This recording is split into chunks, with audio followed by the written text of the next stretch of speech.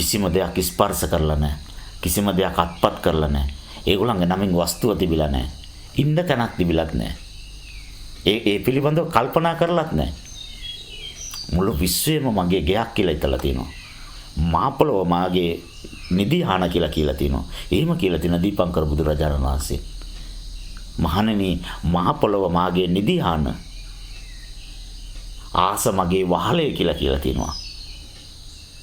මේ පෘථුවිය මාගේ නිවස කියලා තියෙනවා.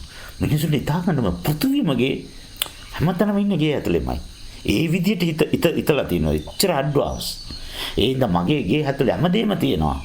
ඒ හින්දා මගේ ළඟට අරගෙන මගේ නිදහස ඉර කරගන්න මම කැමති නෙවෙයි. තැන් වල තියෙන ඔක්කොම තියෙන මගේ ගෙදරමයි. මම මගේ ගෙදර ඉන්නේ. ඒ විදිහට හිත හදාගෙන ඉඳලා තියෙන්නේ. ඒ තරම් ප්‍රභාස්වරයි. හැබැයි බුදු වෙලත් නැහැ. ඒ දැනුම ඒ